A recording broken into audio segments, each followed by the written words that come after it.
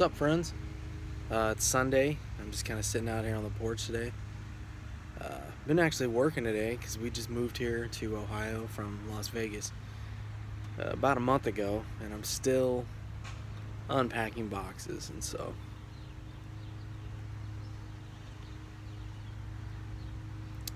I'm enjoying my Mark Twain Missouri Meerschaum pipe. This one's a lot thicker than some of the other kind of smaller ones, I guess. This would almost be like an intermediate size, but the walls are super thick. This is just a bigger pipe than like the Huck Finn or some of the kind of smaller ones. But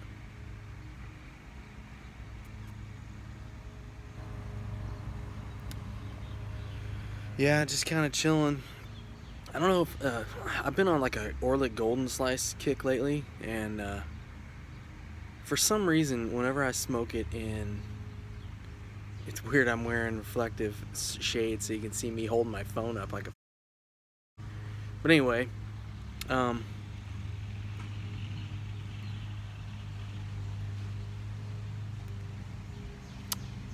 Orlik Golden Slice almost doesn't taste good, and it is definitely my favorite tobacco, but it almost I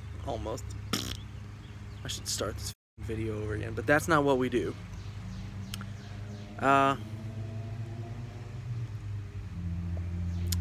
So the Orlik Golden Slice, to me, I don't know if anybody else experiences this or not, but it doesn't taste good in other pipes. It only tastes good in like a corncob pipe. I don't know. I mean, I guess it depends on what you think good tastes like, but for me, I guess it's supposed to have some perique in it. I don't know. I can't taste the perique unless it's in a corncob, because then it gets my throat, gets, that like, almost like a numb feeling. Like, I don't know if you've ever smoked tobacco or chewed tobacco, but if you dip or chew tobacco, you'll get like a numb kind of tingle feeling in your throat and back of your tonsils and stuff. And that's called cancer. No, it's probably what causes cancer. I don't know. I recently read that tobacco is radioactive. I don't know. Look it up, man. That's what causes cancer, but who knows? Anyway, for some reason, unless I'm smoking an Orlik Golden Slice in a corncob pipe, it doesn't taste like anything. It just tastes like... But in the corncob, if I'm smoking it in any of the corncobs, it just comes alive, and like really you can taste the grassy hay, and you can feel that tingle, the spice kind of in your throat. I don't even know if there is perique in there. It used to say there is, now it doesn't say that. I don't know. But kind of like Irish oak. I guess it's called Irish Cask now, the Peterson tobacco, but it doesn't really taste, in my mind, like what it should taste like itself, with kind of like the little bit of a blueberry kind of undertone, unless I'm smoking it out of a corncob pipe. And it's funny because I even have my I think it's the Huck Finn actually that I smoke that in, where the flavors come out like I like them, whereas if I smoke them in like one of my Savinellis or Dunhill or something like that, it just kind of tastes like, I don't know, it's like it doesn't pair well with the briar. But the older I get, the more I like corncob pipes, and the more I think, it's funny, you take them to a party or something, because a lot of my friends smoke cigarettes, and I want to be part of the smoking crowd. Those are the cool people that are like talking, and like, they go outside, they smoke, and they talk about things. And back when I used to smoke cigarettes, I really enjoyed being a part of those business meetings, you know what I mean? A lot of times that's really what it is. And if you take your pipe out there, people are kind of like, okay, like, you're not inhaling. So I guess that's what it's supposed to be. The truth is, if you're a real pipe smoker, you know that you probably do inhale quite a bit, because it's in the air around you, and it just, if you're smoking inside, you're definitely inhaling. If you're outside, unless it's windy or something, you probably are inhaling quite a bit of secondhand smoke. But anyway, you're not inhaling like a cigarette. You're not just trying to get your nicotine fix and get out. Like, usually I'm just getting my pipe kind of rolling by the time they're ready to go back in. But anyway, the reason I said that was, if you're smoking a corncob pipe, a lot of times people are like, what are you doing, man? Like, is that for real? Is that a joke? Like, it has kind of like a, and I am from West Virginia, but it has kind of like, I mean, even the name, Mark Twain, and this is probably my favorite Missouri Meerschaum, by the way. But the name, or, you know, the corncob pipe, this is the Mark Twain, there's a Huck Finn, you know, I got the big, the Wizard Cobbet or whatever, you know, it's almost like even the manufacturer is playing on the fact that people don't really take it seriously. But I personally don't think there's a better smoke, you know? And I don't smoke a lot of English blends. I have a lot of English blends, but I don't really smoke them. I used to smoke like Frog Morton back in the day, and, you know, like Nightcap and 965 and stuff like that. But nowadays, I've tried like, you know, 3-year matured Virginia, or like, you know, Briar Fox, just some straight Virginia type blends, or with a little bit of Perique added or whatever. But I don't know. I guess lately I've only been liking one tobacco, and that's Golden Sliced. I don't know why. I used to smoke half and half a lot. I got like big giant things of half and half. But the Burley, I don't know. Almost tastes kind of like, to me, the drugstore type tobaccos. I don't know. They almost taste like you have a serious problem, like you're an addict and you have to get your fix. You know, like the people that buy the big bags of tobacco, which is fine too. You know, I mean, I get it. A lot of us start out like that. I've done it. The Cavendish type smokers and everything. Anyway, the corncob, I don't know why, it's just cool, and it just gets better and better. You know, the more that the carbon builds up, or the more that the pipe dries out, or I don't know what's going on with it. I'm not going to pretend to know a lot about pipes, but I don't know, it's almost like disappointing to smoke out of a briar pipe for me lately. And I'll tell you another thing about corncob pipes. You can taste the corn. Like, it's weird. Like, it's almost like, you can definitely smell it, but you can smell like a sweet, and I know it's not sweet corn that they use, but there it goes. I didn't think it was going to go out.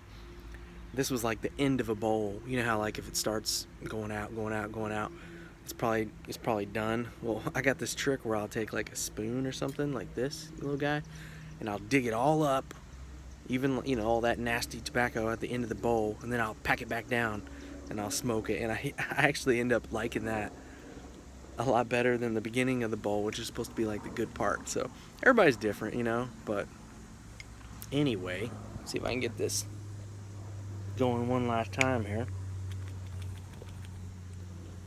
Got my little Boeing Zippo, belonged to Mary's grandma. I don't know if you could see that. Got some different planes on it. I've been working with the wick on it today. Come on.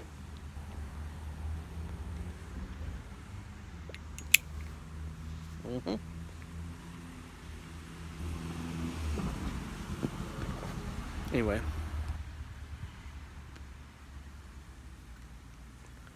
This tobacco just keeps on going. I should have wore a hat or something. I look like But anyway, yeah. So I guess this isn't really like a review of the Mark Twain. It kind of is, like, I don't know.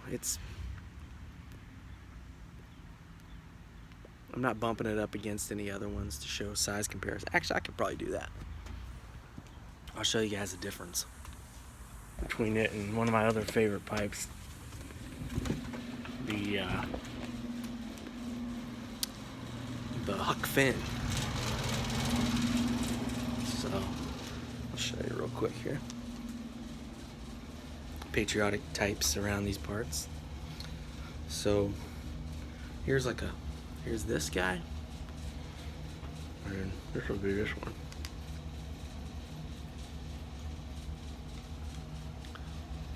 Kind of like that. So, man, look at those guitars.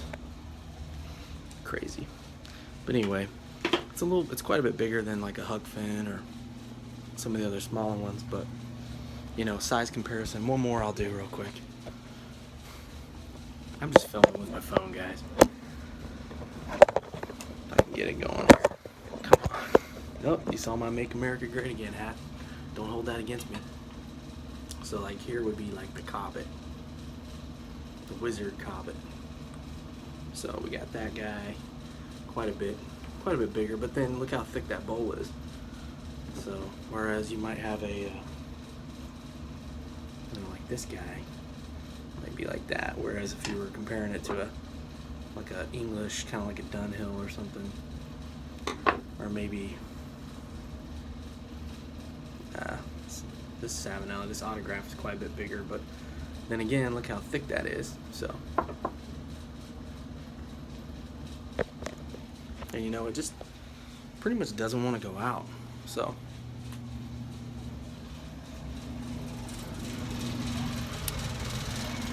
it's a loud air conditioner. Anyway, go back out here into the Ohio, the world of Ohio out here. So that's a little bit of a size comparison, but anyway, if you're thinking, I think I got this on smokingpipes.com, $8.99 before shipping. So, I mean, you're gonna pay $100 at least for a Savinelli, probably $75 for one of the, for like a decent one. So, I mean, I think that one that I just showed you was upwards of $3-ish or something like that. But that was bought a long time ago, back in the 90s, but or the early 2000s. But anyway, I tell you, it's funny because I've had this bowl for like 3 days or something.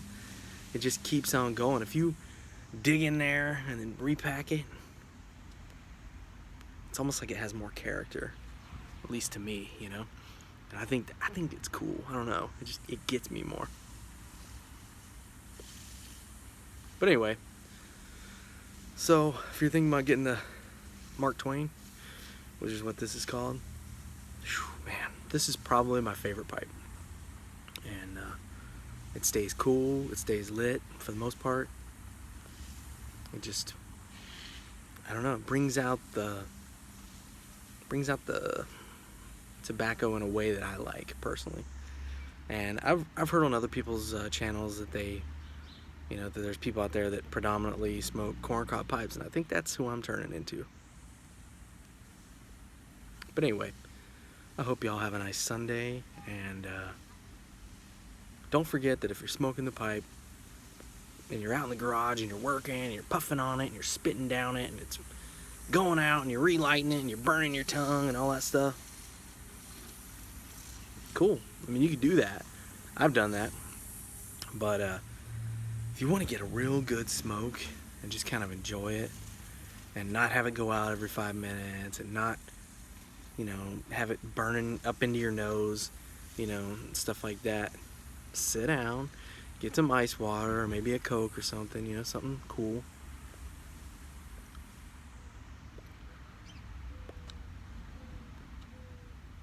Sit on the porch and just relax, and you'll taste it and you'll enjoy it and kind of just relax, and maybe you'll even get some health benefits from that. I know tobacco is horribly unhealthy, but at least you'll get to relax a little bit. So I think that's it. I think that's it for this guy. But anyway, it's got a pretty good sized bowl too.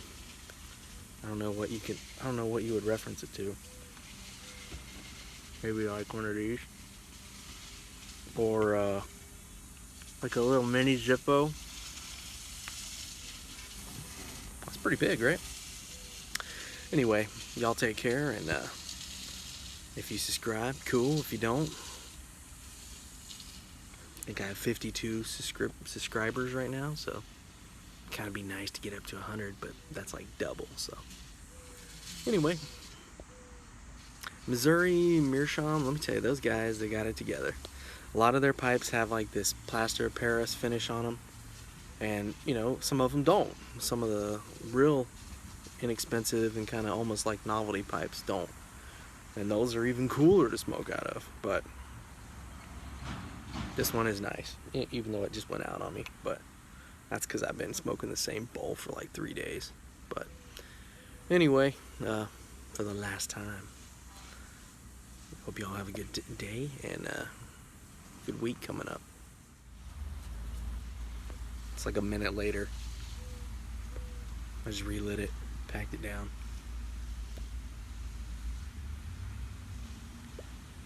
And it even tastes better now. I don't know, I don't get it. Hey, just because your pipe tobacco starts going out towards the end of the bowl, you don't have to throw it away. You can dig it up and pack it back. And kind of, if you like that, like, kind of almost like a tarry tobacco. I personally, that's my favorite. But anyway, I've been rambling and rambling and rambling.